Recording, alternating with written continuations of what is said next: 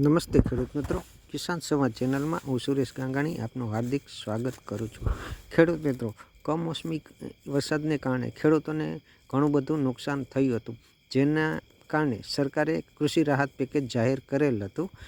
તો જે કૃષિ રાહત પેકેજ જાહેર કરેલ હતું તેનું ઓનલાઈન અરજી કરવાની તારીખ જાહેર કરવામાં આવેલ છે। શું છે વિગત, આવો આગળ આ વિડીયોમાં જાણીએ।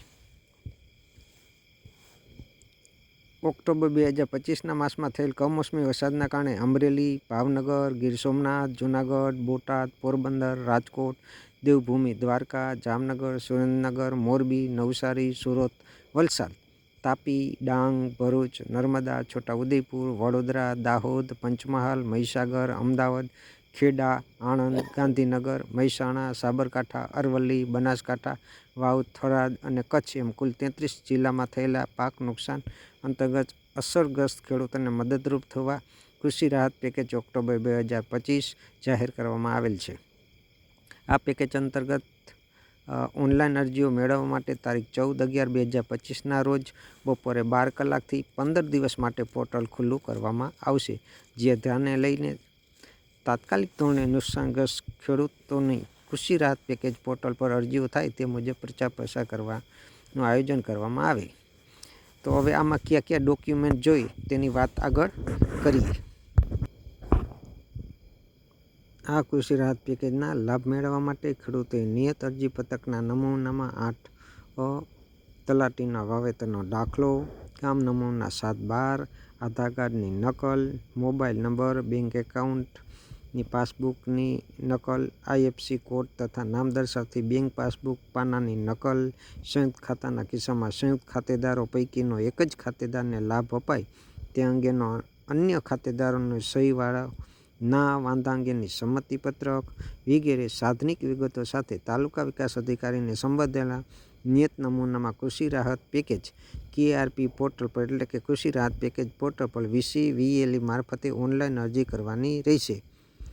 અરજીની આ પેકેજ અંતર્ગત સહાય ખેડાણ હેઠળ ખાતા દીઠ ગામ નમૂના 8 દીઠ એક જ લાભાર્થી તરીકે ગણવાની રહેશે અને આ ખાતામાં એકથી વધુ ખેડૂતોના સમાવેશ થતો હોય તો આ તમામ ખેડૂતો પૈકી કોઈ એક જ ખેડૂતને સહાય મળશે અને તેણે ખાતાના અન્ય ખેડૂતોની સંમતિ પત્રક રજૂ કરવાનું રહેશે।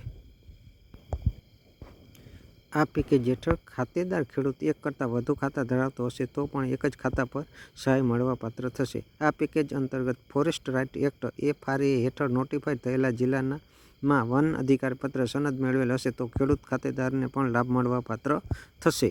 વન વિસ્તારમાં આવેલા સેટલમેન્ટના ગામોને ખેતી કરતા ખેડૂતને પણ સહાય મળવાપાત્ર રહેશે। તે માટે સક્ષમ અધિકારીશ્રીનો દાખલો પ્રમાણપત્ર લેવાનું રહેશે। ખાતેદારના મૃત્યુના કિસ્સામાં વારસદારો તરફથી પેઢીનામું રજૂ કરવાનું રહેશે।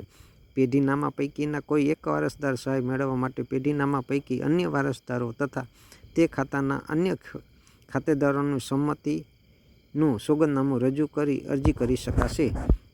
આ રાહત પેકેજનો લાભ સરકારી સહકારી સંસ્થા જમીનધારકોને મળવાપાત્ર રહેશે નહીં। આ પેકેજ અંતર્ગત એક આધાર નંબર દીઠ એક જ વાર સહાય મળવાપાત્ર રહેશે। આધાર નંબર ન મેળવેલ હોય તો આધાર એક્ટમાં નિયત કરેલ જોગવાઈ મુજબ જરૂરી પુરાવા રજૂ થયેથી સહાય મળવાપાત્ર થશે। આ પેકેજ અંતર્ગત સહાય અને આનુષંગિક ચૂકવણા PFMS RTGS મારફતે DBT પદ્ધતિથી લાભાર્થીના બેંક ખાતામાં સીધા જ જમા કરવાના એટલે કે સીધા જ જમા થશે। તો આ હતી ખેડૂત મિત્રો કૃષિ રાહત પેકેજની માહિતી। આ વિડીયો સારો લાગ્યો હોય તો અન્ય ખેડૂત સુધી માહિતી પહોંચે તેના માટે શેર કરજો, લાઇક કરજો અને સબસ્ક્રાઈબ કરજો।